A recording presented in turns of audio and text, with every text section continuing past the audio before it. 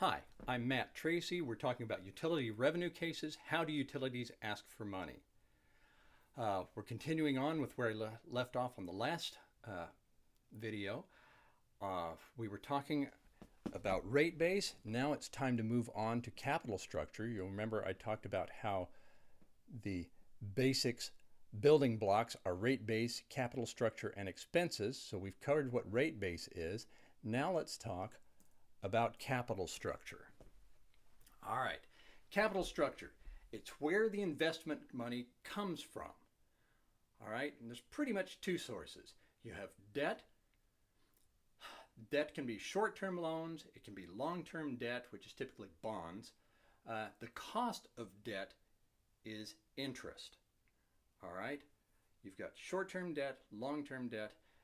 You guys are used to the concept of debt. I mean, if you buy a car, that's typically going to be a short-term loan. And just between you and me, the shorter the term, the better. Long-term debt, for most people, the long-term debt with which they're familiar is going to be a mortgage on their home. If you're lucky, it's a 15-year mortgage. Most of us have 30-year mortgages. Big corporations don't typically take out mortgages. They take out bonds, but it's the same concept. It's a long-term borrowing, and the cost of paying it back, you have to pay back the principal, and the cost of borrowing that money is interest. You have to pay back the principal and the interest. All right, so that's debt, stuff that you're pretty familiar with. Equity is the other source. Equity is when you buy into a company. This is shareholder money. This is going to be when you are actually when you purchase equity in a company, you are actually purchasing part ownership in that company. All right, and so instead of borrowing money from someone, you are actually one of the owners of whatever company this is, and the cost to the company for you being an owner is return on equity or profit. All right, this is where profits go. Profits go to the shareholders. All right, so you have debt and you have equity.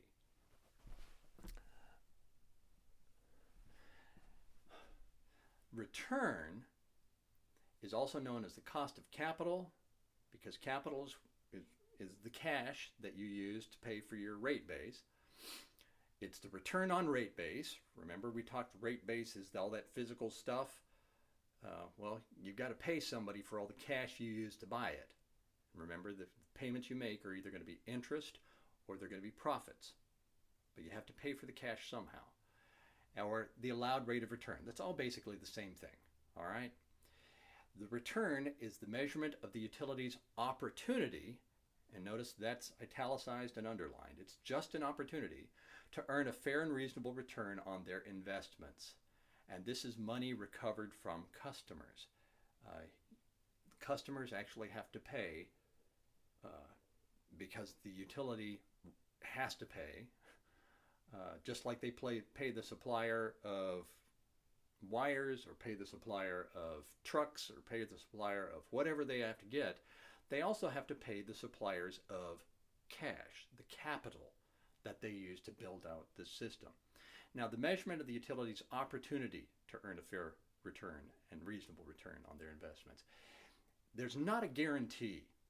And in any given year, a company may earn a little more, may earn a little less, depending on the weather. Typically is one of the huge things that impacts a company. On average, you would expect them to be making about what the commission says they should be making.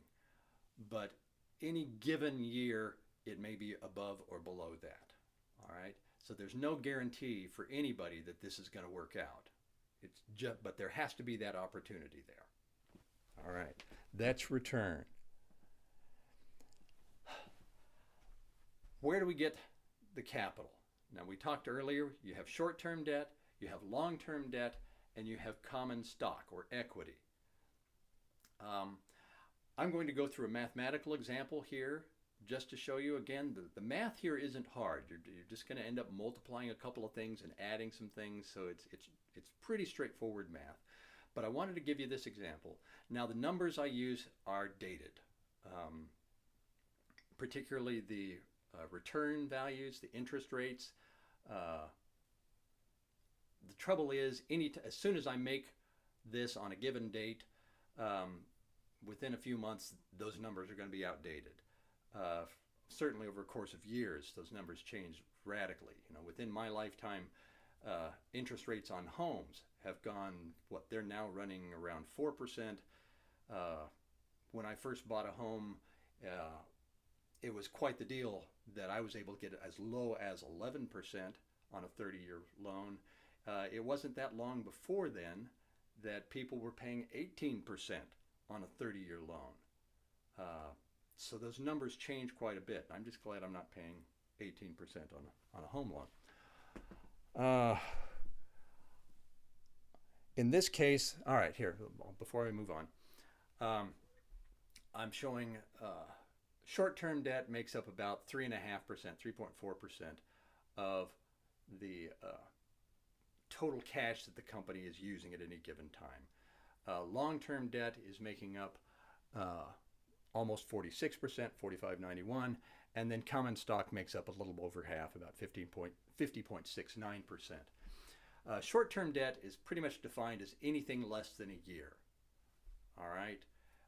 Utilities typically, when they buy a new power plant, buy a new whatever they need revenue for, initially they will go to the banks and get the cash to pay for it on short-term loans.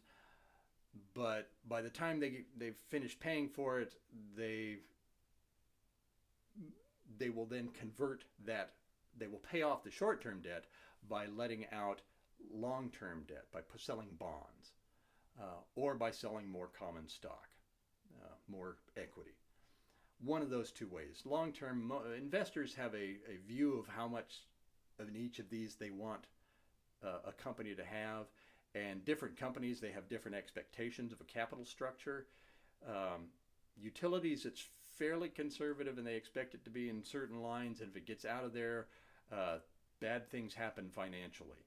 So that's what's going on here. This is at the time a fairly common capital structure for a utility. All right, so this is where the money comes from. I've told you that there's a cost for each of these sources of revenue, or each of these sources of cash that's used to pay for your rate base. Your short-term debt in this case, and I have to step up a little closer, is 3.5%, 3.56. Long-term debt is 8.78, and then common stock is 12.6%. Again, these are dated values, so don't be telling me, oh, nobody pays that. Somebody has paid that, and they've paid more and they've paid less. So we're just going to do the math here. You'll notice that each one of these costs a different amount, and the value goes up as you move through here. Now let's keep in mind, why would short-term debt be the lowest cost? And normally I'd ask my students to give me answers, but since you can't answer, I'll give you the answer. It's because it's the shortest period. There's less risk to the short-term debt than there is to the other two. Short-term debt, pretty much a banker will look at the company and say, all right, you've got this many customers. They seem to be paying their bills on time. And in the next year, I don't see anything really changing any of that. You've got this history. Yeah, in the next year, we're good. I'm going to get my money back, and I don't need a lot of interest in order to loan you my money for a year because it looks pretty safe. So that's what's going on there. As you move to long-term debt, and again, this is talking probably a minimum of 20 years, 40 years is not unheard of, much longer term, pretty much once you get past a year or two, you're making stuff up when you're saying, I know what's going to happen, all right? Nobody knows for sure. And so it's all a lot riskier.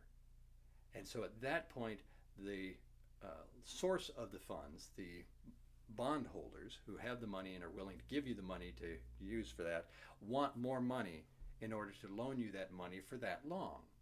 All right, that's what's going on with that. With common stock, now you might argue that common stock, a shareholder, you can sell your shares right away. I can go sell them today and be out of this. And so where's the risk there? You got a couple of issues there. One, you don't know that if you sell your stock today that you're going to get as much for it today as you paid for it when you bought it. So you might not want to sell it today. And the other critical piece for why the shareholders get the biggest piece, get more than the others as far as cost of capital, is that they get paid last. All right? You're going to pay off all your loans and you're going to pay off all your bonds first. And if there's any money left over after paying those obligations, paying those interest costs, then the shareholders get some money. Otherwise, they don't get anything. And so that's what's going on there. All right, before we start moving through and wrapping this one up, and I'm sorry, I'm going to split this up.